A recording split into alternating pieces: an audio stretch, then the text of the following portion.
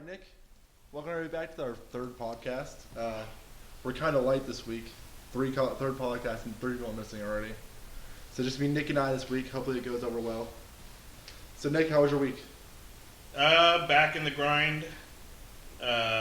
Doing the old GameStop thing.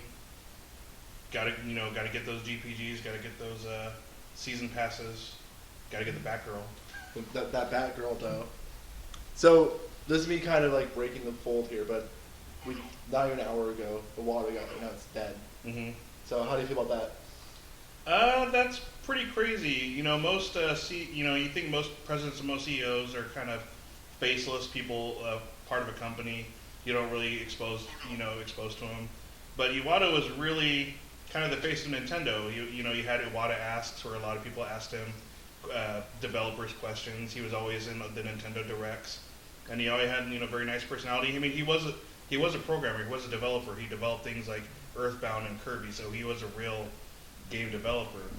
And just to see him gone like that, it's really gonna bring down kind of like the somber note for Nintendo. Who thinks gonna replace him? It won't be. It definitely will not be Miyamoto, because he's definitely too valuable in their games division as a creative mind.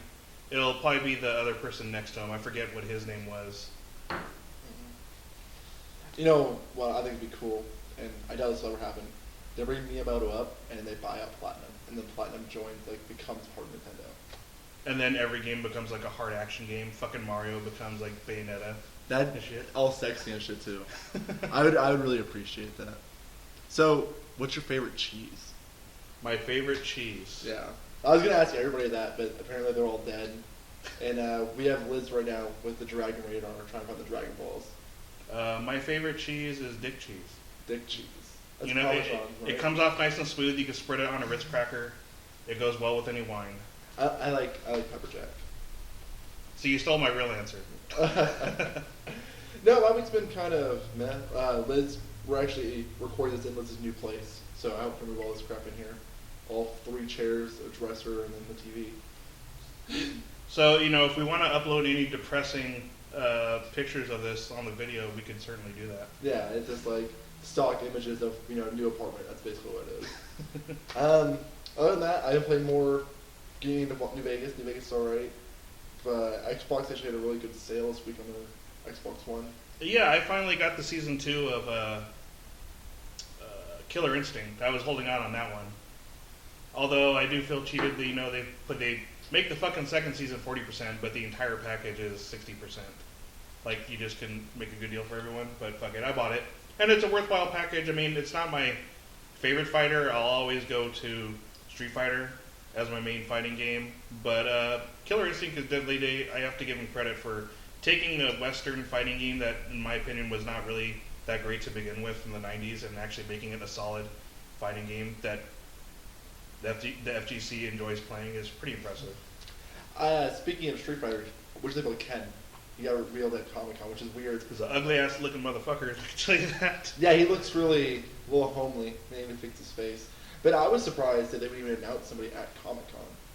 Like, I was disappointed that, And Ken!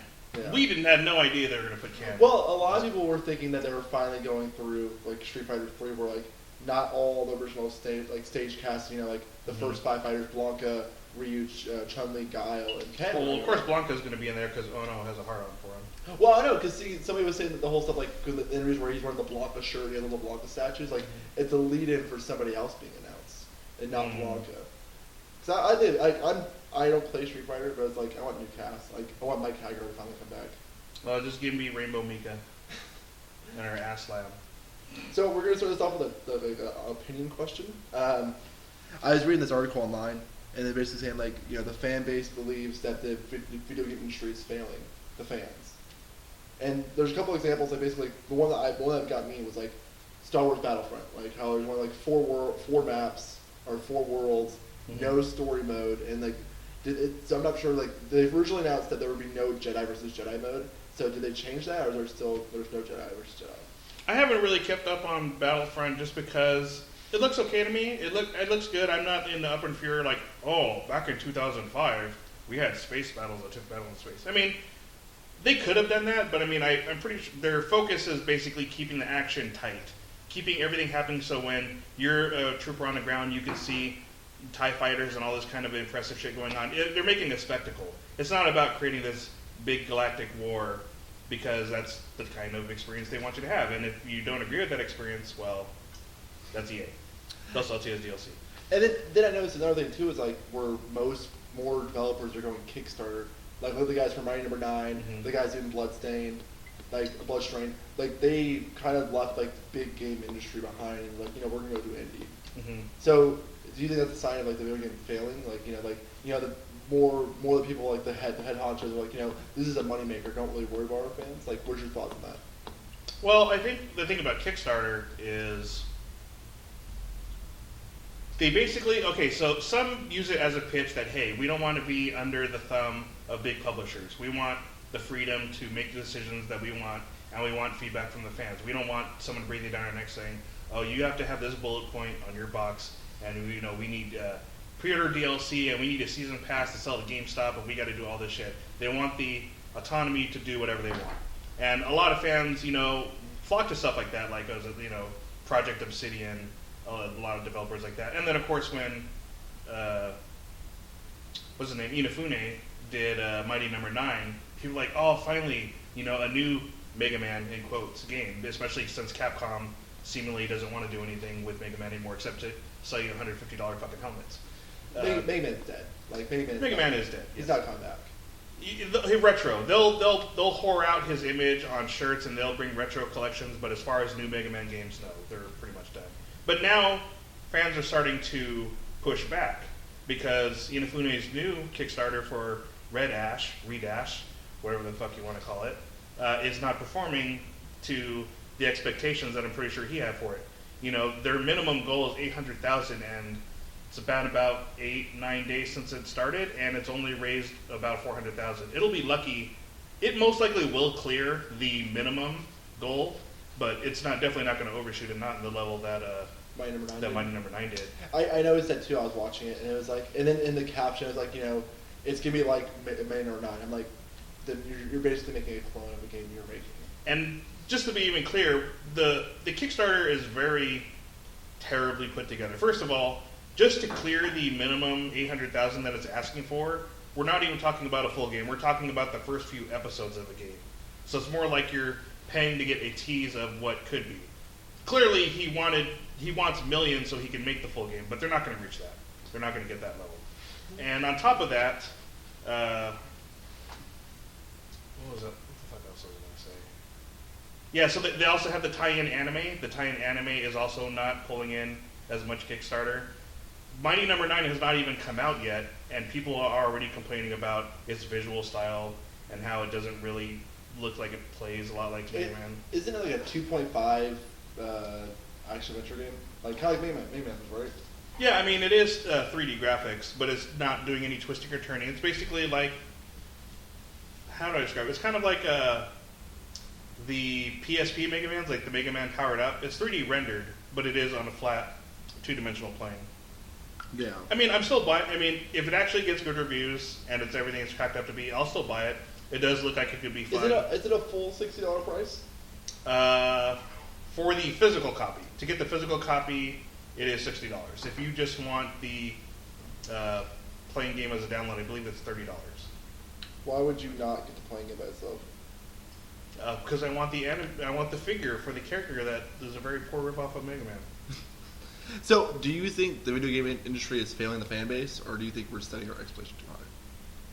It's both. I think the fan base has never been this vocal before. We've never had this much, social media and access to developers and posting to Twitter. We've never had this kind of ability to call developers out before. And on the one hand, we can be really whiny, but it's because we're passionate and we want the game to be as best as possible. And when you see, retailer exclusive DLC, platform exclusive shit, it really, rankles us, really pisses you off. Like Batman, this was Batman came a couple weeks ago, but like Batman, there's PS4 exclusive stuff, PS4 time exclusive, and it's like they're pushing the PS4 for Batman so bad. And I played that for like 10 minutes. I'm like, okay, this is boring. Like, I don't see the point of playing this. Mm-hmm. Have you played that one yet? I haven't got a chance to. Okay. I keep on saying I'm going to finish the old ones. I probably will. Okay. So, I going to play off of that. It's like we're setting our expectations too high. It's like Fallout 4 is like they're answering questions before they can be asked. Like Shay, he's like the biggest doubtful of Fallout 4. He's like, what's the difference between Fallout 4 and Fallout 3 or New Vegas? And it's like he asked that the day before the E3 conference, and then E3 conference like, well, there's remodding for Xbox One confirmed, and then as well as creating your own items and then creating your own town, which like those two right there are selling on the game. So Mm-hmm. what do you think Fallout 4 for? What do you think about Bethesda? Well, initially on Fallout 4, I was pretty down because I saw that launch trailer, and I'm like, okay, I have to give them props that they didn't release a CG trailer bullshit. They showed what the game was actually going to look like. But then when I saw what it looked like, I'm like, wow, this looks pretty poor for a next generation game. So initially, I'm like, this game looks terrible. What's going on here? Clearly, they just took the old engine, added some, bells and whistles, and here's Fallout 4. Then, at the Bethesda conference, they showed all the different things that you could do with it. And finally, I'm like, okay, I get it now. It looks the way it is because you crammed so much stuff. There's so many systems going on in the background that that it makes sense. And yeah. So going along with the deaths this week, besides Iwata, Tyler, Simon, and Shay, the guy who was like a producer for Karate Kid died this week in Ocean's 11. He got crane kicked in the fucking head. That's his death. So, were you a big fan of Karate Kid or fucking? Well, as one of the oldest motherfuckers who in this group, I was a child of the '80s, so I was around when. I mean, obviously, I was still younger, so when the first Karate Kid came out, I was like 4 or 5. So clearly, I didn't get all of it. But I saw kids wearing the fucking Japan flag, the little bandana thing around their head, and kids taking karate. I mean, even my uncle took karate, and it's because the Karate Kid was a huge influence for that generation at the time. That's the only part of that legacy. I mean, his legacy that I really care about. What was the other movie you said he did? Ocean's 11. Yeah, I don't give a fuck about that. You know, like Ocean's 11 with Brad Pitt and George Clooney. Nah. All right. Well, so continuing with the death news, there was an article from you guys actually would see this on the podcast. An article from plos.org saying like how you play the game Pandemic, yeah. Where basically where it's like you start a virus and you try to start it somewhere and try to take over the whole world or kill the whole world by it. Mm-hmm. So they're saying like those games are really showing you how it could really be if something like that happened. Well, I remember an event like that. This is dating really way back when the same thing happened to World of Warcraft, when someone had some kind of infection or something, and they brought it to the main cities. The main cities where there aren't supposed to be enemies, and then the enemies followed them, and then it started killing off tons of people. And I remember, virologists or whatever the people who study viruses actually looked at that and saw that as a really good case for what could happen, like how real viruses propagate, how it just takes someone to bring it into a massive city. And that's what I'm saying, like all these foreign businessmen that travel like every week to new cities, like whatever viruses they're carrying with them, they're traveling them to like all these major airports, and then those are spreading out like crazy. And it got me thinking, like the influenza of 1918. Mm-hmm. It killed It killed 35% of the world population at that time, and that was 450 million people. So this really sparked me. I was doing the death toleration of like what 35% of the population would be now. It's 2 million people. 2 million people would die if something like that ever broke out again. Well, clearly the human race needs thinning out. I think we can definitely do it. You think so? Do you think it would be like a massive thing, or do you think it should be like? But here's the thing to keep in mind is that all of the Japanese otakus who don't leave their rooms and have waifus, they're going to be a lot. The only problem is that they're not going to propagate. So the human race is fucked. Yeah, unless you can make a pillow pregnant or coming on your statues is going to bring them to life. Then no, the human race is fucked. I don't know. I think it's one of those weird things where it's like this could happen. Like there could be super virus that comes out, and then I hate to fucking quote this movie, like Rise of the Planet of the Apes. Like that's basically what happens. Like the dad gets the virus put him in, like so it cures Alzheimer's, but like it also like kills people and makes growth in fucking apes. So the wife is a fucking flight attendant who like does international flights. So like it spreads all for her to other people. So that's why like the world gets fucking destroyed. Mm-hmm. And I'm like, that shit would be fucking crazy to see. Like, what'll happen is the food companies will have to start putting like cures in their food. Nacho cheese Doritos now with antivirus. Slime a dude to stay alive. So I like rumors like what could be coming up because like everyone knows Comic-Con happened this week and there was a lot of cool stuff showing at Comic-Con this week. My personal favorite thing was probably the Superman versus Batman trailer where they're finally like, yeah, Superman's a scumbag and in the last movie he killed hundreds of thousands of people and I'm like, that's fucking nice. But rumors, so like there's just like a list of top 5 rumors. So a NeoGAF user found that 2K, aka Take-Two, had domains like the game Mafia 3 the game. Have you played Mafia 1 or 2? I played a little bit of Mafia 1 on PC because trying to play that one on console was terrible, and I played Mafia 2 all on Xbox 360, which is a real exercise in how much you can tolerate 20 frames per second in screen tearing. Definitely, if you can make it through that game all the way through to the ending, like I did, then you can tolerate some of the worst of like console graphics ever. And I enjoyed it. It had a really good setting. The city is basically like a backdrop. Like if you ever go to a Universal Park and you go to the theme rides and you see like the town for Back to the Future and you can see the clock tower. It all looks impressive up front, but behind it, it's just like cardboard. It's just a set. And that's basically what the world of Mafia 2 was. It was a set. You could drive around in it. It took you to the next place. It was basically window dressing to bring you into this 1950s world. For a lot of people who were looking for a Grand Theft Auto type game, they were, pretty depressed to see that, or disappointed to see that, there was nothing for you to do in there other than to fill up your car with gas, buy some nice suits, get drunk, and like. You could actually fill your car up with gas. Like Yep. Your car had a gas meter. You didn't fill it up. The fucking gas attendant would. You would go there and you'd fill up the gas in your car. That a lot of people have been complaining, like, where's that in GTA 5? So would you think that would make GTA 5 better? Yes, having people fill my car. Or like blinkers. If you're like, where the fuck are the blinkers at? And it's like, there's only so many buttons on the fucking controller. Hey, you can flip people off on Grand Theft Auto 5. That's the only button you need. You don't need a fucking turn signal.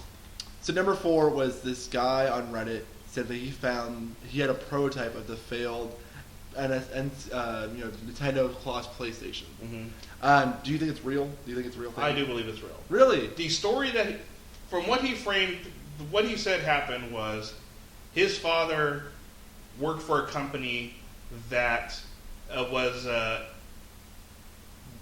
So let me try to explain it. Like it was like, from what I read from the article, it's like his father's company worked for somebody that was like working for Sony. Like they were like a contract. They're bought up, yeah. They were contracted by Sony. But I was like, it seemed to me like one of those things where it's like, when Smash was being released, it was like, everybody was like, oh, my dad works at Nintendo and he's saying Snake's coming back for Smash. And it's like, I don't know, man, for me it's hard to believe. Like, I want to see it plugged in and play a game. Mm-hmm. Or plugged in and work. Like, I don't know, because it takes CD format, so it should be able to take a simple game. Or I want someone to be able to dissect it and see what game to play. Mm-hmm. Well, here's the thing. It looks a lot like the prototype that you see in a lot of pictures online, but it doesn't look exactly like it, which makes me believe that it's real.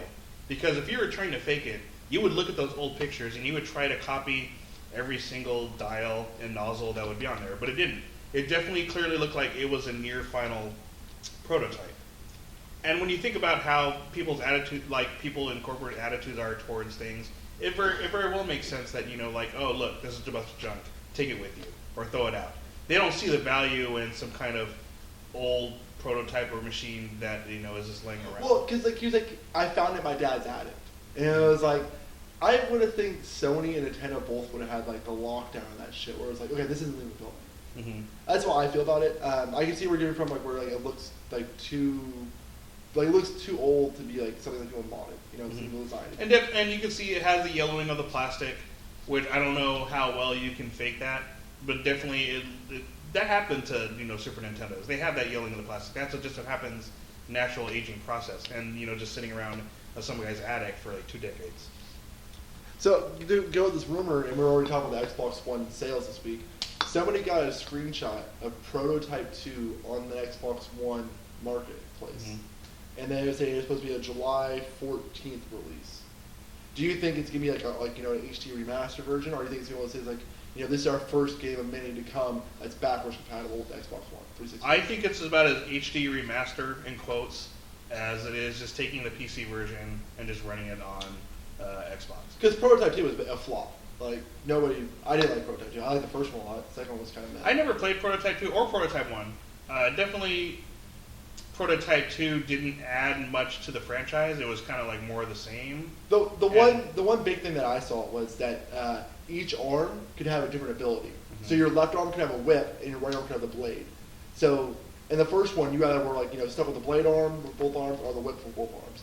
So that was kind of a cool thing. But I don't think it's gonna be HD remastered. I think they're gonna come out and announce, be like, hey, this is us doing the backwards compatibility. So if you have it if you already have it digitally on your 360, you can download it digitally on your Xbox One for free. Otherwise, if you want to buy it on your Xbox One, you can. That'd be interesting. I think Activision's expectations for that franchise were much too high. As soon as they came out with the big box collector's edition, I'm like, who wanted a collector's edition of Prototype? So, continuing the rumor train here, Last of Us 2. You think it's in the works? Definitely. Think so? Yes. It definitely, the impact that had, is both critically and commercially, is too great for them to ignore. They're definitely going to have to set it it's either going to have to be, many decades or sometime off in the future, or maybe using the same, post-apocalyptic setting. Maybe it's another story of survival. So Tyler on our first episode said, and rest in peace Tyler, he said that Last of Us 2 is going to be The Last of Us, wait, we found more. The Last of Us here? And The Last of Us here. I don't know, I don't really... The more of us? The more of us. I didn't really care, because the director of from Naughty Dog, during the MetroCon, he basically confirmed it. He said that the number 2 was in the works, and then there would be the game sold twice already on the PS4. It sold on the PS3, and it sold the remastered version on the PS4. So it's not a surprise that you're making a sequel to this game. This game's a moneymaker. Mm-hmm. But yeah, the guy, he confirmed it from Naughty Dog. He was like, yeah, we are making it, or it is in works, but no really date yet, I guess. And more lesbian DLC. Yeah. So it's sub-rumor, David Cage has been quoting that, we might be seeing the Sadness Trilogy, I prefer to call it, which is Beyond Two Souls, Heavy Rain, and Indigo Prophecy, making a PS4 HD remaster. Why? That's what my thought is, but a lot of people like those games.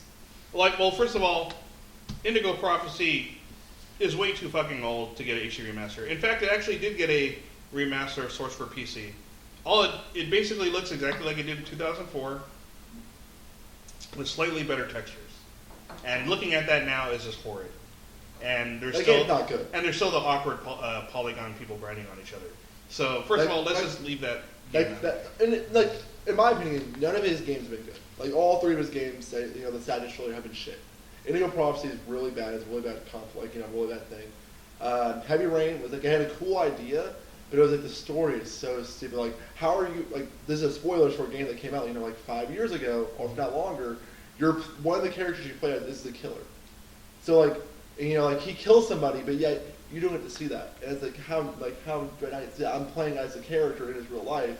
So how are you going to cut that away from me? I don't know. I didn't like Heavy Rain, and Beyond Two Souls was fucking dumb. You had all this talent, you had Willem Dafoe and Ellen Page, but yet you waste it. You fucking waste it. And it's David Cage, he has had a hard-on for fucking Ellen Page. I made Ellen Page's character a whore. Have you played it yet? I have not. There's a part where she becomes homeless, and you can make her suck a dick for money. And I made her suck that dick. I thought it was the dumbest thing. And why didn't it needed to have move controls? You needed to basically get on your knees and shake the move remote. They're pushing that fucking move. And then you have the navigator controller, and that's basically working the balls. So is that suck the top, work the shaft, handle the balls? And so what we really mean is that he needs to leave Sony, and he needs to go to Microsoft, and he needs to make the final definitive Kinect game, where all you do is you just fucking solve it. Another thing that really pissed me off was he made it where if you're homeless, you have the whole world in your hand. You're the smartest, wisest guy out there, and your life's going so well. I'm in all 3 of the games, there's a homeless aspect, and these homeless people are fucking this the bees fucking needs of people. And it's like, no, have you met any homeless people in your life? Like, go down the street from us where we used to work at, where I used to work at. The homeless people there are fucking crazy, and they're not intelligent, and they're not smart, and they're not really good people at all. So, where the fuck is he getting this idealistic homeless people from? Like, I want to know where he's going. He's French, but I'm pretty sure in France they have worse homeless people. Please put a baguette in my tip jar. Yeah, and then the number one rumor was that the Nintendo NX will launch in July 2016. Don't believe that. 2016, I believe, in holiday. In holiday 2016. Okay. Maybe Japan, because Japan doesn't seem to really care that much about when it launches. As far as in America, we always have to tie it around the holiday season. The fall, November, that kind of place. But Japan kind of seems like they can just launch it whenever they want. So July for Japan makes a lot more sense. Definitely not in America. Digitimes. This is they're a company who I guess does some weird shit. They design stuff. They make stuff. They reported that the work for producing this will begin in October 2015, and say it'll be finalized in March 2016, and will launch in July 2016. And Nintendo's goal is 20 million units, but the Wii U only sold 10 million in 3 years. Those are kind of unrealistic goals. How do you think they could sell a system to sell 20 million in a year? Well, in a year, if you believe the rumors that they're going for an Android-type operating system, then definitely it's a change in their way they look at the hardware. What they're looking for is kind of like a hardware that is constantly evolving, kind of like your cell phone or your tablet. You have purchases, and there's a new model tablet next year, and maybe it runs your games faster, maybe it runs them better, but it's the same software. And if you look at it that way, then maybe 20 million over the lifetime of the unit, or if they really make it cheap enough to where they think that people will want to buy it en masse. But I think the Wii U has really taken a hit to Nintendo's cachet. The demographic cachet? Yeah. Okay. Mm-hmm. Because, look at Sega. Dreamcast. I love the Dreamcast is my favorite system of all time. And even that, as great as the system was not enough to recover from how badly they fucked up by releasing the Sega CD, the 32X, the Sega Saturn. The gap of time from when they were relevant to having a new console was just too far out of the consumer's mind. So do you think that the industry is moving to a fast pace, releasing a new system every 4 years?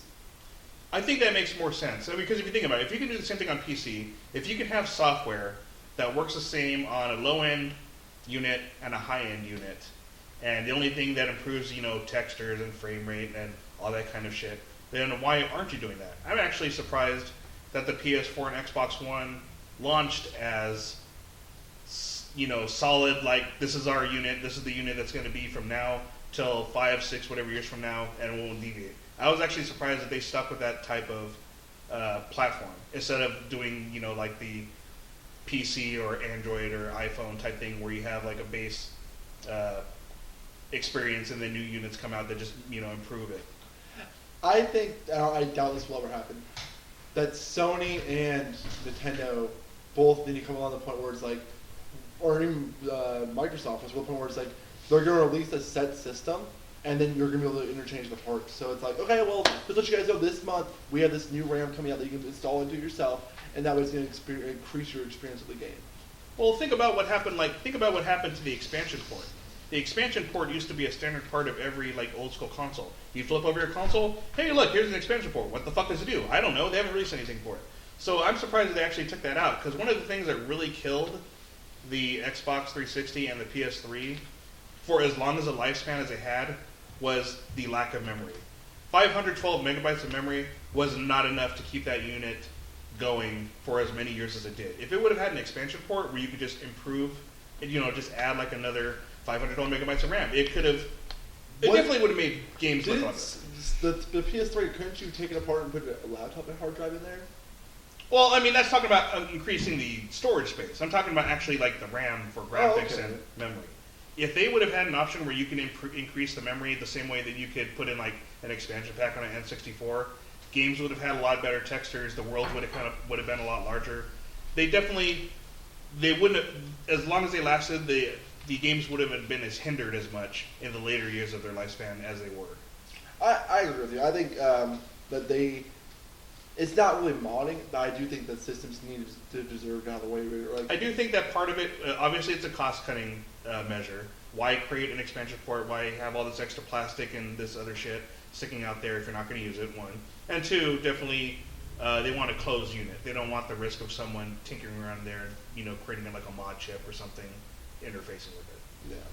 Well, to play out the rumors still here, there was a leaked photo of a Superman picture, and it had like his first name and a little biograph about him.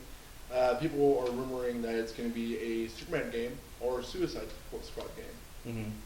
But in my opinion, I looked at the picture and I'm like, this looks like something I saw in Mortal Kombat X, where like you have like the character and a quick picture of them and like their biography about it. Mm-hmm. And I'm like, so it could even be an Injustice 2 game. So have you seen the picture yet? I have not. So but basically, for you and the viewers, it shows Batman. It says Superman. It says Superman's name and then his birth name and like his height, weight, and then a little biography about who Superman is.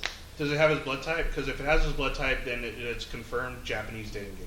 Okay, that is not. I want to know his personality. I want to know what his likes are. When I take him on a date, I want to know what kind of gifts I can give him, so I can finally get the best ending scene. So, would you play a Superman game? Superman games, those are really fucking hard. I played a few Superman games. I played the old one on Sega Genesis that was by Sunsoft, and that was a hard fucking game. And then I did not play Superman 64. I avoided that trap right there. There has not been a good Superman game, in my opinion.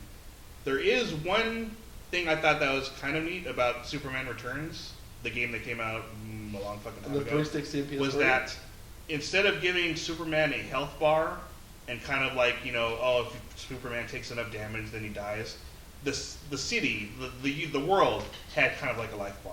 Where basically, if you, as Superman, allowed enough damage to the world, then you got a game over.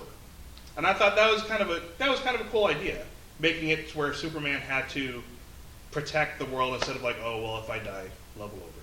So a lot of people will argue that Superman game you're talking about, Superman Returns, is actually worse than Superman 64 because there were already good set standards of superhero video games. Mm-hmm. And I played it and I was like, this game is fucking garbage. Like the controls are bad. I understand that Superman doesn't deserve a health bar as the city, but it's like some shit you can't control and it affects the city. It's I don't know. The game's different. I would rather play a Suicide Squad game where it's like not one of those movie-based video games, but a game where it's like I want to say like X-Men Legends. Mm-hmm. Where it's like, you have like 4 members of the Suicide Squad and you're all going through a level destroying shit. That'd be fun. That'd really put DC back on the map for video games, besides Batman. Or just kind of return to like the old school arcade days of video games. Like, Konami had a winning, when it came to the beat 'em up genre, Konami had a winning formula. With Ninja Turtles and Batman Returns and like a whole bunch of other games. They basically had, they took their characters, they put them into the world, they beat the shit out of each other, they paid a lot of attention to detail to the look of the game, the sound of the game, and people loved them. They weren't really games about the franchise. Like, people say, oh, the old Ninja Turtle games, they were the best. Were they really Ninja Turtle games? No, they were a beat 'em up. They had Ninja Turtle theme. Oh, I love Batman Returns. That wasn't really wasn't a Batman game. It was a beat 'em up with Batman themed. People enjoyed them. It didn't matter that it had to like stay true to the universe as long as it looked and played well. Did you play the X-Men Legends games or the Ultimate Alliance games? No, I did not. There are 4-player co-op game on screen, like one screen share all, and it's like a beat 'em up, but like the world's expansive, like you can go really anywhere in the world, and you can pick like between like 30 superheroes. That the only one that interested me a little bit was the first Marvel Ultimate Alliance. The second one, definitely Activision shot that in the ass by giving it a much lower budget and shifting it to another development team. Raven Software, who did the first Ultimate Alliance, they were definitely the right team for, because they made the original X-Men Legends games. And then they worked on Wolfenstein and they did Singularity, so that definitely took them away from the Ultimate Alliance series, but then when those games underperformed, they're basically Activision's bitch now. They're basically the background team that helps out with Call of Duty. Yeah. Hey, we need to move Call of Duty over to this franchise. Raven, fucking go. No, I would like to see is like a DC version of that, like where you're playing like you have a list of supervillains you can play as. Especially if you're doing the supervillains, not a lot of people have done supervillain games, like where you play as the villain, and like, you're going around and destroying. Or like the Suicide Squad is bad guys defeating evil. That's the catchphrase we're gonna hear. But I don't know. I would enjoy it. I'd have fun with it. I don't know what DC. Well, I should say Warner Brothers. I don't know what Warner Brothers' patience is to try something like that, because Infinite Crisis crashed and burned.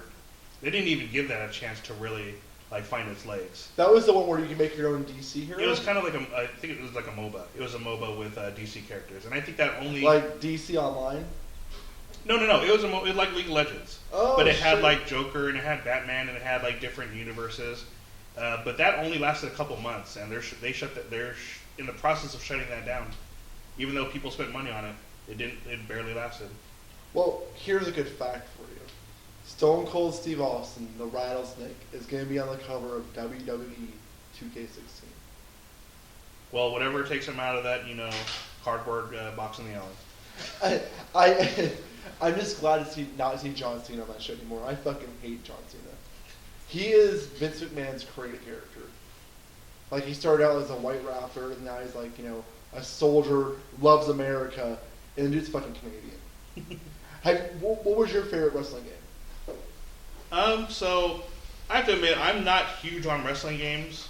The only time that I was really into wrestling was like early 80s and fucking... When it was Hulkamania and fucking Hulkamania Ultimate Warrior, Big Bam Bigelow, and like all those I'm talking like the classic shit, Sergeant Slaughter, shit like that. So which thing was to go off soccer? Sergeant Slaughter was like, I denounced my American. I didn't hear about that. No. So like it was part of the fucking storyline. He denounced being an American and he became a part of Iran. That was fucking weird. Like. We could probably rant the rest of this time on the podcast, but like how weird wrestling got.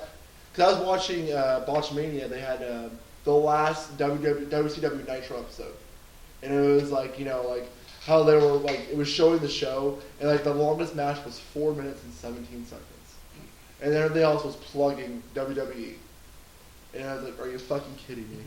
Well, going back to the top of the games, like.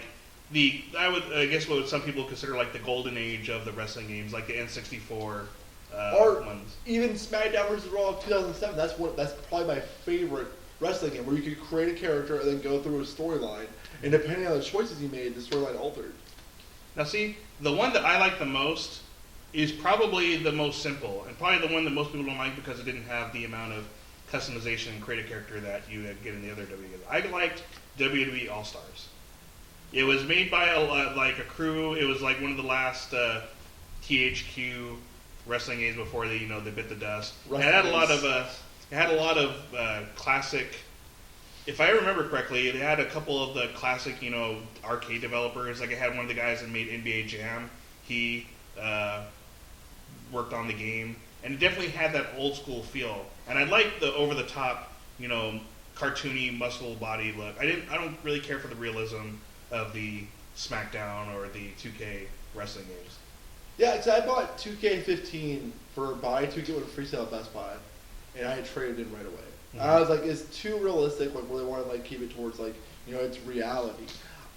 For 16, if they're not already doing this, I hope they move it towards to where it's more extreme. Like you're going on ladders, you're doing front flips and shit, busting through tables, stuff like that. I think they need to re-examine their approach to it. I think their thing is next generation of consoles, people want a realistic, experience. We don't want fucking skinny armed, big headed freak motherfuckers wrestling each other. And it's like, no, that's what people loved about the old ones. They love making those weird characters, and you see the gif of the Metal Gear characters beating the shit out of each other. Or that's Smash. fucking classic. Yeah.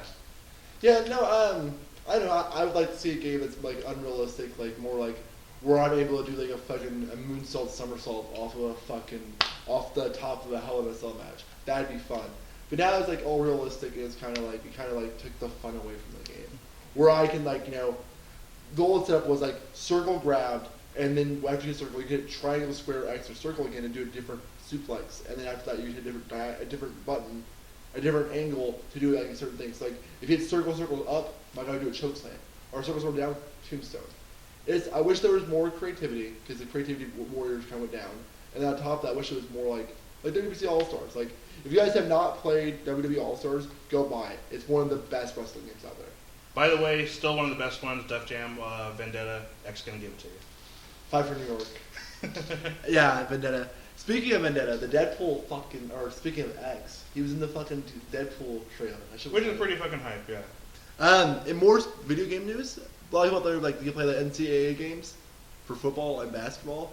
Well, they're finally coming to the conclusion of that lawsuit, and it's looking like everybody, all the players that fucking were like, hey, they're using my likeness on the covers, like me my information, or use my likeness in the games, so they're not paying me. They're getting about 6.7K each. That's a pittance. Yeah. For the amount of money that they made over the years off their likenesses, that's a pitiful amount. But they're being sued $60 million, and then there were 6.2 thousand players that filed the lawsuit. But you know who won out? The lawyers. Yeah, the lawyers are going to win out like a motherfucker, but yeah. So they're saying roughly each person to get about 6.7K.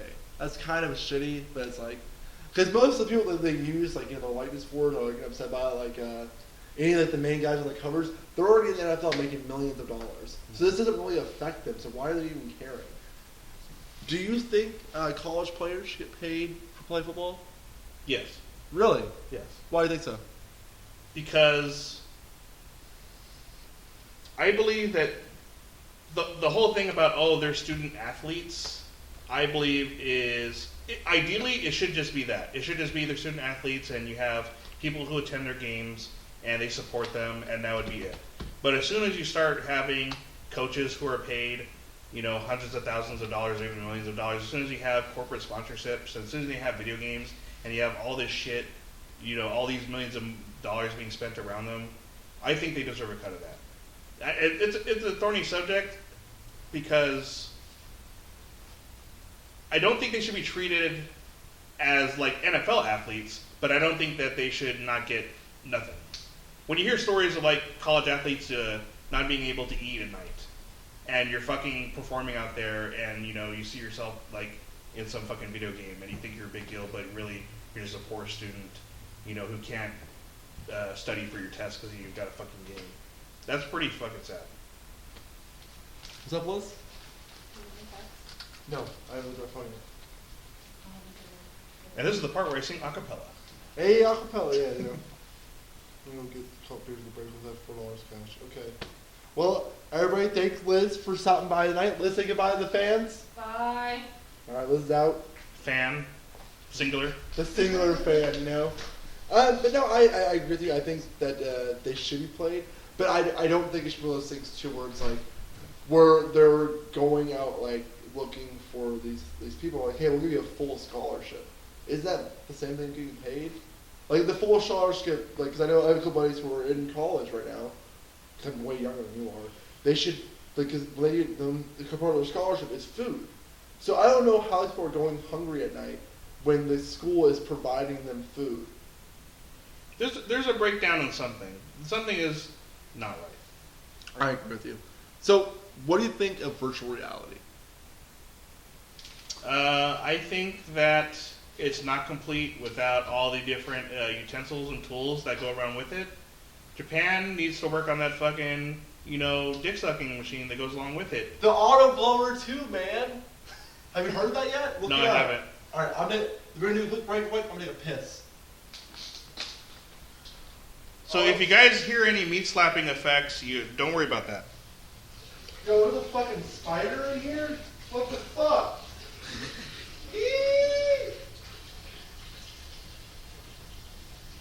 Free PC protection for Windows 8. I'm going to click on that shit. Oh man, here's some fucking pop-ups. I'm going to click on that shit too. And this is the part where I look for kid porn and the FBI starts breaking down the door. And we're not editing that out. Oh man. Hey, acapella. Oh, right. I didn't see it. I don't know where your fucking browser was. What were you trying to do? I don't know. What the fuck were you having me look something up? I didn't want you to look anything up. I'm going to see what porn you have on your hard drive. A lot of transsexual porn. Baby J's my girl, dog.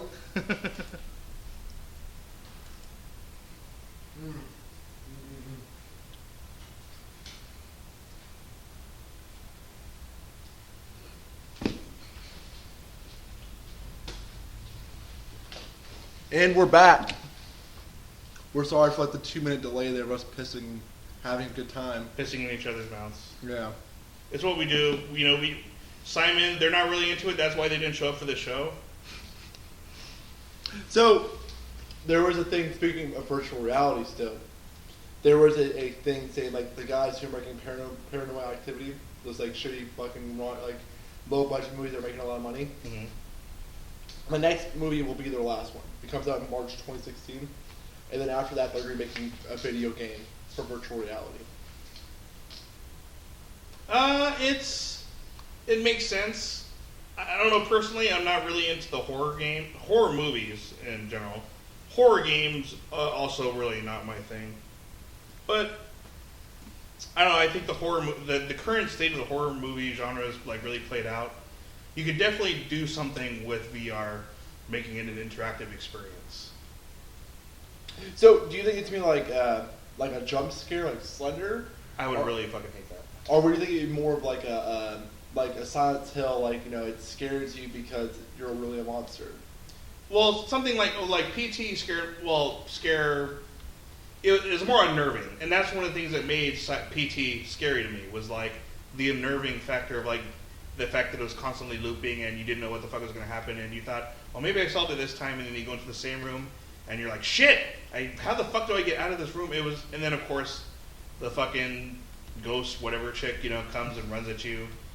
The first couple times, yeah, that definitely scared the shit out of me, and I'm really disappointed that's not going to come to light. Maybe after Kojima leaves Konami and whoever the fuck snatches him up, him and Guillermo del Toro can work together again. Obviously, it's not going to be Silent Hills, but it'll be something along that lines. Maybe he'll bring it to Kickstarter? Kickstarter? Yeah. That would definitely, if he goes to Kickstarter, it will blow away like Shenmue. Shenmue will go away as like the fastest they're going. I don't know, because like with this guy, with Kojima, it's like he could go anywhere, and they'll give him a blank check to make whatever game he wants to make. Mm-hmm. Because like there's a huge following for Metal Gear. There's there's even a bigger huge following for Kojima, because Kojima makes gold. He's almost as good as Platinum, or not better. Mm-hmm. But I don't know. It's one of those things where it's like, how much would you pay for Kojima to come to your company? You know, or what is Kojima going to do now? I think not 100% in sales, especially if it is like something like a platform exclusive, but just the prestige, the press that you get out of, you know, saying that he's making a game exclusively for us is enough. It was enough for Sony to have on stage the Shenmue Kickstarter. It was enough for Sony to be the Final Fantasy VII Remake is going to be on PlayStation first. It was enough for them just to have that. I mean, even fucking Microsoft with Scalebound. It's going to be about a year and a half since the announcement of the trailer till like maybe Gamescom that we're actually going to see anything concrete. But it was enough for them to just be like, look, Platinum Games, masters of the action genre, are making a game exclusive for Xbox. It doesn't matter that, honestly, it's not going to sell that well compared to like their other franchises. But it was enough for them to say, we have this exclusive franchise. Bam, there you go. Here's what my one plugin for the show. It's like, if when Scalebound comes out and you have an Xbox One, you buy it, because Platinum is like, they make Platinum. They make Platinum games. All their games. I have not played a game of theirs that I did not like. Legend of Korra was a little bit weak. That was probably the only thing I could say. But it's like that game sold for $15, and Activision clearly didn't give them the budget to. Yeah. Make and it was like, okay, and it was like the parts where you're actually fighting are fun, but the parts where you're like on the dog riding, kind of. Yeah. Or when you have to explore the city, and yeah. it's very bland and corridor-like. But the show was like the background of the city was kind of bland. Well, no, it was lively. And those motherfuckers lied to us. They said that they would announce something new this Comic-Con. They didn't announce shit. Fuck those guys. For Platinum? No, for the guys who made Korra and Avatar. They didn't announce they were going to announce something new this year. They didn't announce anything that I saw. So they might have announced something that went over, or they might be announcing it tonight. But anyway, those motherfuckers owe me. So near Santa Monica, California, there is a camp, like a kind of like a summer school or summer camp, where kids play video games, specifically Minecraft. They meet up They meet up 6 times for 6 weeks, for an hour and 40 for the whole, hour and 40 minutes, and they give the kids, they're like, hey, this is what the design is, make something like samurai based, or make something like fairy tale based, and they use their laptops and they make it, and it's in a movie theater, so they look at with what they're making and everything, and so over the 6 weeks, the kids, they give them whoever wins it, they actually give them like a prize, like like a shirt with their name on it, some shit like that. It turns out being $120 per kid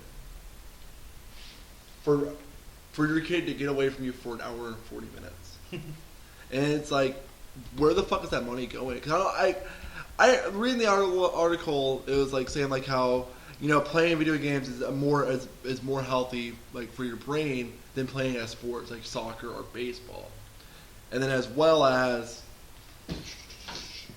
light on here, as well as it's promoting brain growth. So, did you wish that you had that as a kid or what? That definitely would have been awesome, but unfortunately, video games back then were a very different breed from what they are now. There definitely isn't, aside from edutainment games, there really wasn't anything like Minecraft back then, aside from actually teaching kids how to do some real programming. And the British in the 80s, had real access to that kind of stuff with like the Commodore and Amstrad and Sinclair and things I'm probably getting incorrect. But they had real access to like programming on a computer. As Americans, what did we have? NES, Contra, Castlevania. I mean, it definitely wouldn't have flown back then, because definitely people have been like, oh, the kids are just playing games, they're not learning anything. It's definitely a different atmosphere now.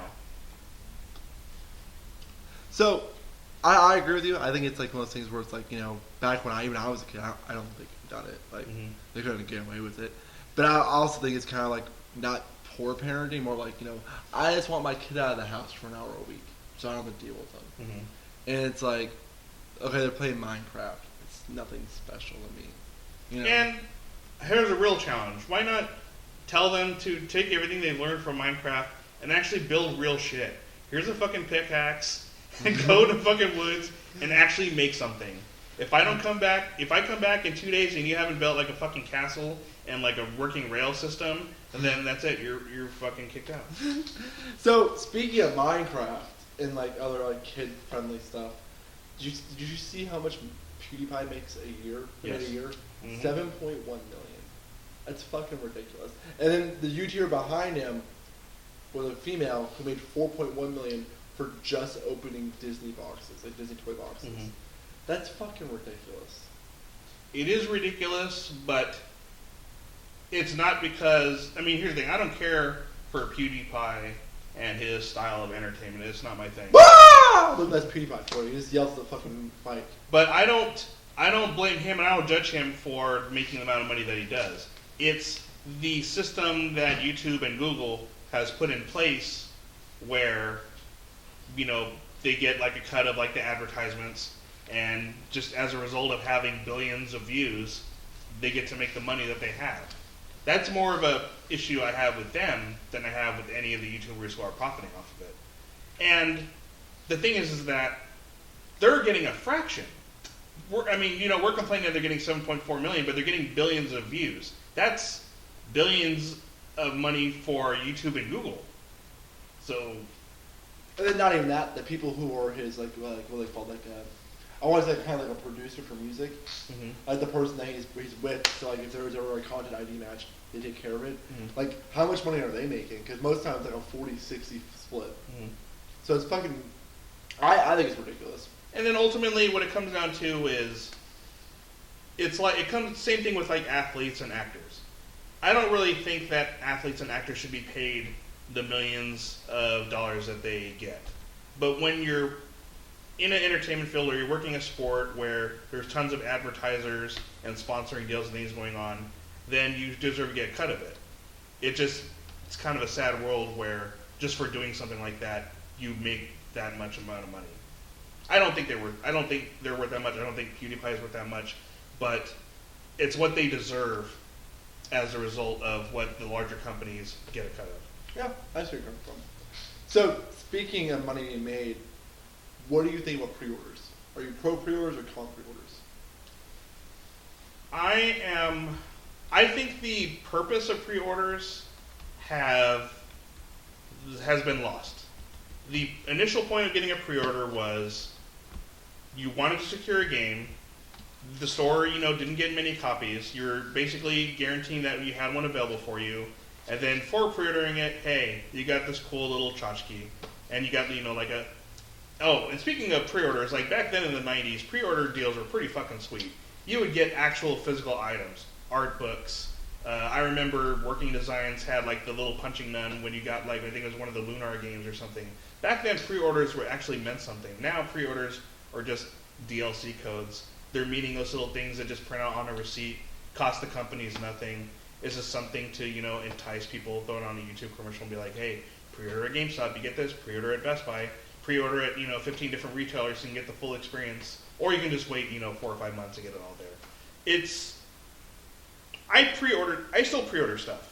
I pre-order collector's editions of games because I actually know that they are limited, they will be hard to find, and I do want to guarantee that I have them. And not to cut you off, but like I've been noticing that like the collector editions have been coming like you get to pay it full price or you're not getting it. Well, that's more of a GameStop thing now. Because if you do a pre-order on Amazon, they don't charge full price. They charge you when it ships. GameStop has now shifted to this thing where you can't reserve it in store.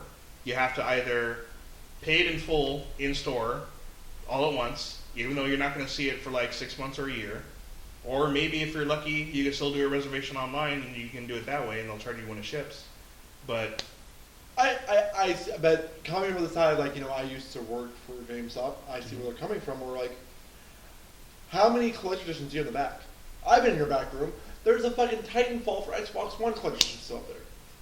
Like, there's all this shit that, like, that are collectors that people pre-ordered, and they did the minimum pre-order on it, but they never picked it up. So I think this is a way of GameStop cutting costs.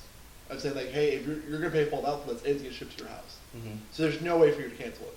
Well, definitely, when you see collector's edition, first of all, if you haven't seen how huge the Titanfall collector's edition is, you really need to look that shit up online, because you'll want to understand why that is something that they do not want to have shipped en masse to a store. A storage room for most GameStops cannot hold even 3 or 4 of those damn Titanfall things. There's a reason why they want to have a limited amount of those. And then also the fact that the collector's editions are meant for the hardcore fans. And the hardcore fans basically get it the day it's released. As soon as that game is out and the hardcore fans have picked it up, or if they've already lost their hope in getting the collector's edition, then it just sits there. Your average consumer is not going to care about a figurine. They're not going to care about some stupid DLC skin for your weapon. They're not going to care about a little patch or a camera or whatever little tiny tchotchke thing you're including with it. They don't care.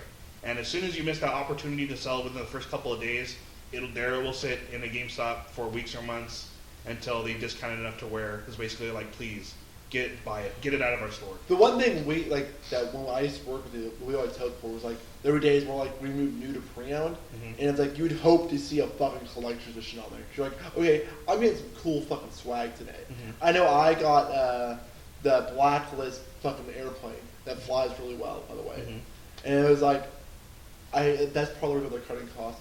But to go into this, some guy named Luke Plukin, it's gonna be on the links you can click.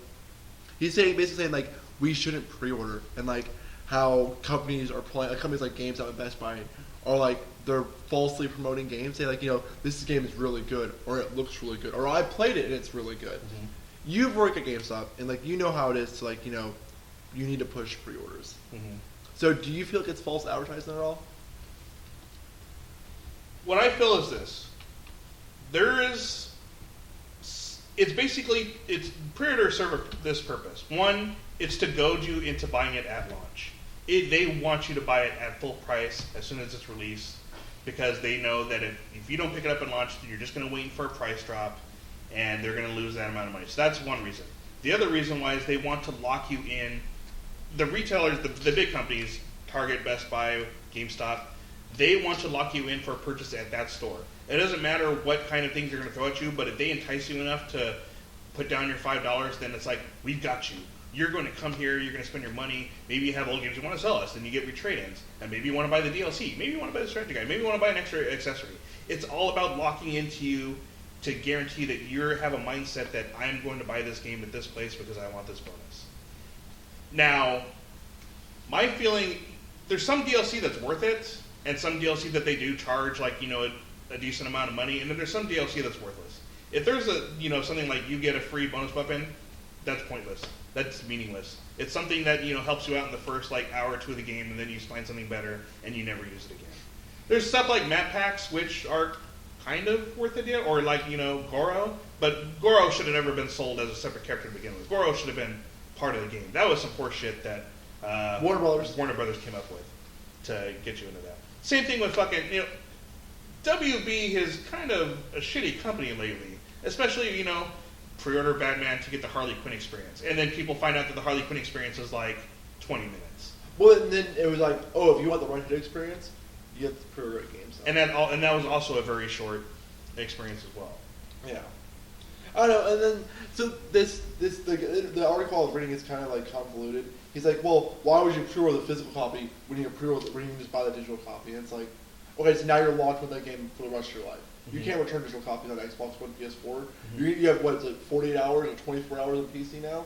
Mm-hmm. So it's like, even these fucking things are promoting the companies. It's like, fuck the retailers, just pre-order it through your console instead.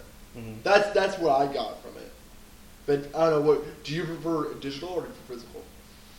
I prefer physical because I like having the physical product in my hand. I like having the feeling of owning a complete game. But even that feeling is kind of lost now when you see games get day one patches that fix things that were broken that really should not have been shipped in that state to begin with. So really, you have a physical disc, but it's kind of meaningless without all the tons of digital download patches that you have to add to it to make it feel like it's a finished product. So it really goes either way. I don't have any qualms about buying a lot of download-only games. I know that I go on forums and I see people complaining, download-only, I'm not going to buy it. Especially, I go on the PlayStation blog, and the amount of people who bitch about Vita games not getting physical release copies in the US, they complain every single time the game is announced as digital-only. And it's just like, what do you expect? The Vita's not performing the way that Sony wanted. It's a failed platform. They're not going to waste money on releasing a physical copy if they can. You're lucky that you're even getting it in the U.S. Sometimes, Japanese games translated. You're lucky that you're even getting it as a digital experience. Just accept it. I agree with you. Speaking of more money, money video games can make, Las Vegas is converting slot machines. They're taking the slot machines, and they're putting skill-based video games where you can win money off them. They're learning. Yeah, I think they know the generational shift that's happening. When you see old people, I go to casinos sometimes. I'm not a gambling person, and I see just old people sitting there, and all they do is just pump quarter after quarter after quarter into a machine. It's a very passive experience. It doesn't do anything for me. I don't get the joy out of throwing money in and not seeing anything come out. I grew up on the age of video games. I grew up on the age of skill and being entertained and challenged by a video game, and that's what they're going to have to try with these next generation of gamblers. Sitting in front of a slot machine is not going to do anything for me. When I get old, I'm not going to become like those old people. I don't see the appeal. Well, unless they're video game slot machines. Yes. Where you're playing. And you said this last week. It's Japan's 10 years ahead of us. Japan has been doing this for 10 years, where their slot, their casinos have skill-based slot machines. And pachinko is coming. And it really is amazing. If you haven't seen some of the pachinko machines that they make, the amount of workmanship and time that they put into creating full CG sequences and animation and special graphics just for a pachinko machine is insane. And sometimes it's a little bit funny when they take a well-known video game franchise and make them a pachinko machine out of it. Especially SNK. we think of SNK as like king of fighters, but SNK really makes their money from, pachinko machines. They will gladly take their King of Fighters licenses and make a full pachinko machine and make money off of that than sinking money into making a new King of Fighters that will barely probably make them a profit. I don't know. Well, so when the casinos start doing this, are you going to be more likely to go to the casino? I would be interested. I would like to try them out. But clearly, the odds are still going to be in the casino's favor. Yeah. The house always wins, no matter what. Exactly. It's how much work and skill they put into the presentation. Because, I know pachinko, of course, still is going to be in the favor of the house. But, I would still play it because I'm like, I want the experience. I want to see how it plays out. I've actually imported a pachinko machine, not a machine, a game from Japan. It was the Evangelion machine. And I barely even knew what the fuck was going on. But it was pretty cool, like, you see the lights flash, and then you have like an animation sequence of Eva coming out and like tearing an angel in half, and I'm just like, this is a fucking pachinko machine. Why does this exist? Yeah, I would go see how it is, but I would still not spend money on it. Like I'm just like, okay, maybe I'll spend like $20 on it, and if that $20 is gone, okay, I'm done then. And the same thing exists in casinos too. You go into a casino and you see a Walking Dead slot machine, or an Elvis slot machine, or a Michael Jackson slot machine, stuff like that like they know is going to touch pop culture or touch a person. And I was thinking, like I was reading, I was like, this is more towards like the casual game player instead of the hardcore game player. Unless like you're going to see like a fucking a CS:GO style game, where it's like you get the pop, like it'd be like I started like comparing it to like old arcade games, where it was like there's ports that are going to be quarter munchers. Where the game is designed for you to fail. So that's basically the whole slot machine's gonna be. Is the game's designed around you failing. I just thought of something terrible right now. Like at this point, to me, Konami is pretty much dead. Yeah. After the Phantom Pain, they really don't exist as a game company to me, and they don't really care because they have their health clubs, they have their casino games, and I just got this really terrible thought in my head of like a Metal Gear slot machine. You go into casino, you sit down, and there's Metal Gear. And you put in your little gaming card, and then Snake says, "Kept you waiting, huh?" And it's like, oh fuck! And what's cool in fucking Japan is like they allow smoking in their fucking places. Because they don't give a fuck about other people's health. Well, speaking of that, in Colorado they just announced that they're trying to put the bill's going to vote for you to be able to smoke marijuana in public in bars. And I'm like, but in the same state they banned cigarette smoke, and it's like. Marijuana smoke alters you. It alters your personality. It alters how you drive. You get a high off of it. Nobody gets a high off of cigarette smoke.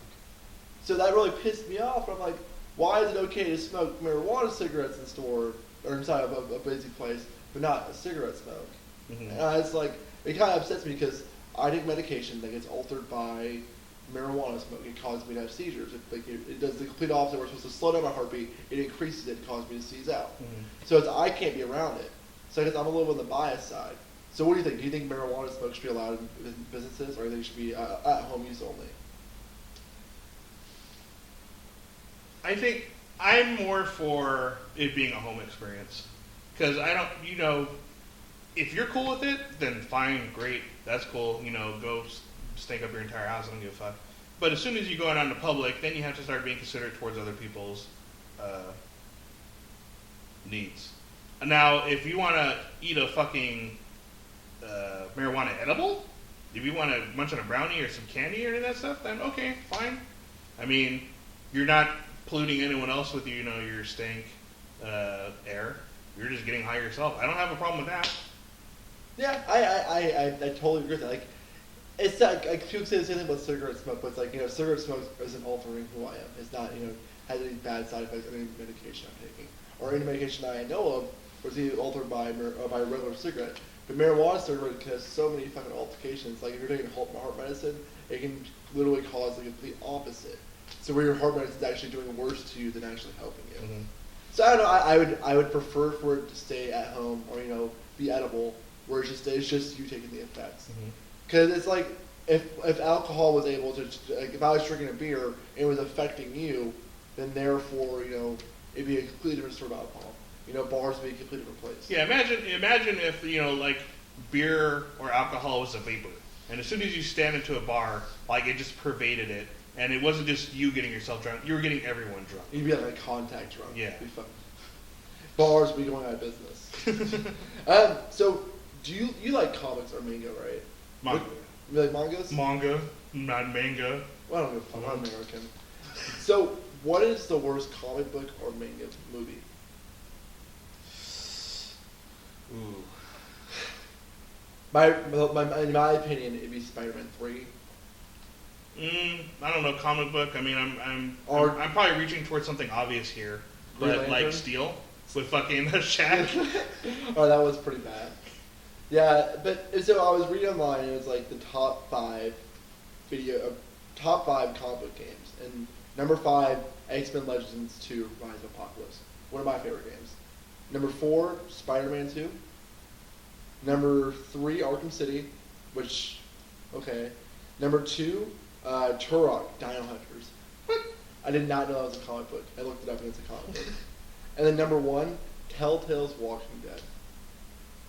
Which it didn't really fit in there because it's not following the comic books at all. While the other ones loosely follow the comic books, this one, the only rotating side finds from the first season was Glenn, and Glenn literally leaves at the end of the first episode. Mm-hmm. So it's like there's no connection there with with it. So anyway, what's your favorite comic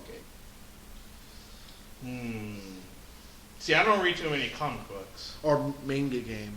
Well, I mean, like, okay, so maybe not comic book game as far as like following a storyline or like a universe, but I'm a fighting game person. I love Street Fighter, and the Marvel vs. Capcom series, that would be my favorite. And just the fact that, I mean, let's be honest about the whole Marvel vs. Capcom series. You know, Capcom made a Street Fighter game. Capcom made a X-Men game.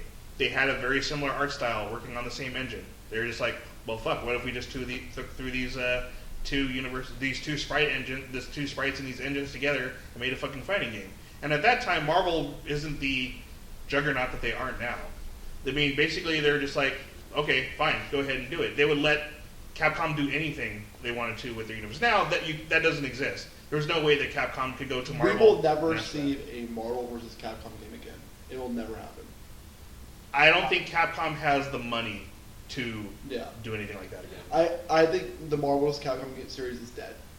It's dead because Marvel now has the power. They have the control. Before then, Capcom had the control because Marvel was not a big deal. Now Marvel has the control.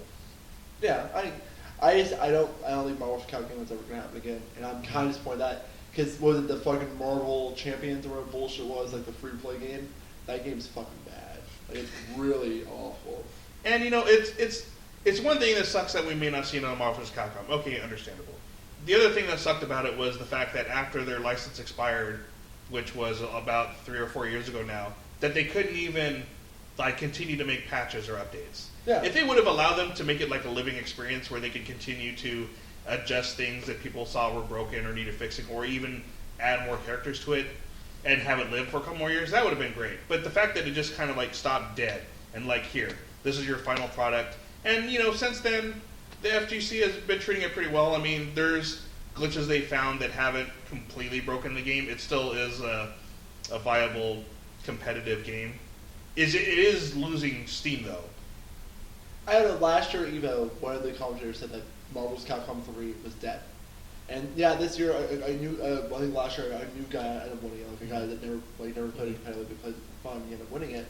But I from now, now I know now, it's I don't think he meant that the community was dead, but it is dying, which is a fact. Yeah.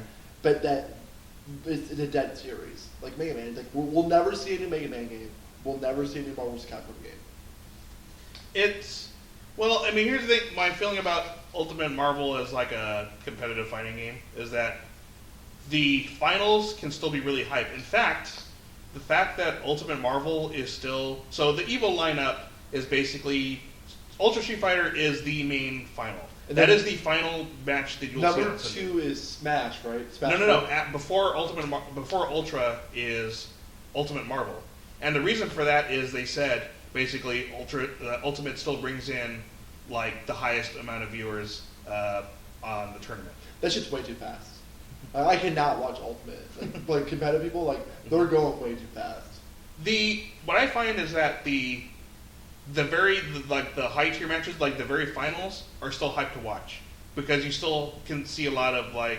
I mean, everyone says, "Oh, it's always Doom. It's always dive kick, fucking Virgil, Dante." Dante, the guy from Biocommander, and then. Man, he's kind of fallen out. It's kind of weird if you watch the progression of Ultimate to see characters that were once like thought as being huge and eventually get swept by the side. But I mean, watching the high level play is still really hype. There's still some really good matches. Watching the low level play, it's the same shit and it's boring.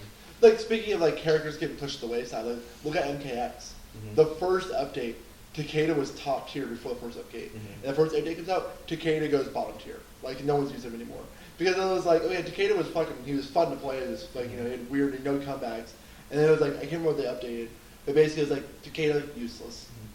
Well, NetherRealm's method of patching Mortal Kombat compared to Capcom is totally different. Capcom, and this is something that I hope they do change a little bit in Street Fighter V, is that Capcom waits to do huge patches that addresses issues, which means you could be waiting, if something finds something game-breaking, you can wait months until you see a patch that actually addresses it. Meanwhile, with Mortal Kombat, oh, this isn't working? Okay, in a week or two, we'll have it fixed. And so the dynamic of like who's strong and who top tier in a game in Mortal Kombat is constantly changing. There was the CEO, the tournament in Florida, and Tanya, the DLC character, she was in, I think she was the top character. I think there was a final with 2 Tanyas. And, just a week or two after that, NetherRealm made a patch, and, she's no longer, I mean, I think she's still powerful, but she's no longer at the level that you saw just at that tournament 2 weeks ago. Speaking of Mortal Kombat still, it's like, the one patch I wanted to make is for like Reptile, Predator, any character that go invisible, is take auto lock off. Like if I go invisible, you shouldn't be able to see where I am. Mm-hmm. Like if I jump over you, your character should automatically turn around knowing I'm over you. It should your guys should cut off. Like that would make Reptile and Predator and who wants to turn more invisible a stronger tier character. I think it's too much of a challenge for them to address that issue of like turning. Oh, and our microphone. Took a nosedive. Fucking Wes's daughter it up, So yeah, I think it's a little bit too much of an issue for them to try and get rid of that auto turning, because there was another game that didn't do auto turn, and that was Guilty Gear Isuka, and that was the 4-player Guilty Gear where you had 2 different planes and you had 4 people going at each other, and that game was a giant clusterfuck. There was a reason why Isuka never took off, and they never tried that again, because every single time you switch planes, you'd have to manually turn your character. And it was just, combined with everything else going on the screen and all the other buttons, it just felt like too much to deal with. But it's a complete difference from Mortal Kombat X, where it would just be like, press left, or hold left, and you hold left and attack, and your guy would attack that way. Because Smash does it. Mm-hmm. Like, you know, there's the item turns invisible in Smash, and it's so easy to turn your character around. There is one thing I think is cool, like, so it doesn't address your complaint, but when Predator does go invisible, I'm not sure if it's in one of his formations or in all of his forms, but when he goes invisible, even though you're attacking him, he doesn't take chip damage. Oh shit! So that's one way of kind of addressing the invisibility. Yeah, because it's like, if my character goes invisible and you're still locked onto me, what is the point of me using a character that goes invisible at all? Mm-hmm. So I don't know. It kind of like it takes out 2 characters right away, and it's like right now Predator. I don't like him. Have you played with him yet? Not yet. He is a slow character. Like once you it's slow to start, but once you start, like you gotta end your combo, or you can try to continue on. Mm-hmm. But you know what? We've gone a little over this week. Anyway, we want to wish Shay's family well, Tyler's family well, Simon's family well. We're sorry for your loss. We're still trying to get the Dragon Balls. Yeah. We're only gonna bring one of you motherfuckers back. Everyone else can go suck it. Probably Simon. Mm-hmm. Just so he can die again in the very next episode. Simon is the Krillin. Tyler would be the Yamcha and Shay would be the Tien. Think so? Or no, Tyler would be Chaozu and Shay would be Tien. You're Piccolo. I'll be Vegeta, alright? We don't have any fucking Gokus around here. Anyway, Nick, which plans for the rest of the week? Splatoon. I am I go in and out of Splatoon every once in a while. Sometimes I get really into it. They added a new mode to Ranked called Tower Battle, or something like that. Basically, it's a tower that you have to ride, and you have to stay on top of the tower and get it to your base. And sometimes matches are really fast, like maybe in 40 seconds, one team has already won. And if you want to rank up fast in Splatoon and get a lot of money, the tower battles and Ranked is the easiest way to do it. The other modes of Splatoon, but it's kind of weird. I'm really into, like, trying to make my fucking Splatoon character look fashionable. At first I didn't think I would give a fuck. I would just care about the stats. But now I'm like, oh man, that motherfucker's got some sneakers. It's really cool. You actually can go to the character and clip what they have on him. That is a really smart thing. Yeah. Although that fucker, the guy that gets you the knockoff stuff, 30,000 for, like, you know, some jacket or shoes you want to see. It's just like real life. Yeah. Fuck, man. Oh, you want this knockoff thing? Well, it's going to fucking cost you. If you're playing a little girl, I know we can go roaring in the back alley as they put this trash can in front of us. Did you get the Splatoon amiibos? Yes, I did. Do you like them? The actual figures are your standard amiibos. They're nothing amazing. The challenges, I do have a problem with the challenges. Basically, if you want to get every single piece of the outfits from the amiibos, you basically have to play the single player 4 times over. You have to beat it once. Then with one set of amiibo, you have to beat all the challenges again, but it gives you a different weapon. And then after you do that, you unlock those outfits. And then if you want to unlock the other amiibo's outfits, you got to play the single player again with a different set of weapons. And then if you have the other amiibo, and then you got to play the single player missions a fourth time with another set of weapons. It's one big time waste. And don't get me wrong, they're cool and they have nice stats, but I would rather just play the online. But the story mode's a little short. It's like, what is it, 3-4 hours? It's short, but I still find it a little bit too tedious for me. I would rather play the multiplayer and rank up that way and get equipment that way than well, go through some of us don't have good internet connection, unless we're here at Liz's house. But yeah, I thought it was a good, like, the way I saw it was, like, it was a good way for you to push out the story mode, because the story mode was kind of shit. And it was like, not shit, it was short. It was really short. It was and the hidden scrolls are kind of a nice touch, because they do give a backstory, like the Squid Sisters and their role and everything. And Callie and Mari? Yeah, and then the boss battles are actually, of all the things, the boss battles are really creative and well thought out. Did you know that their names together mean calamari? I didn't notice that until someone pointed out, and then I looked down and I'm like, son of a bitch. But yeah, for my week, so Thursday we promised something new. It kind of got lost, like the footage never saved. So I went out and ordered a new capture card. So this one's gonna work a little better. So we're gonna try to do something eventually when we get the Dragon Balls, which the motherfuckers back.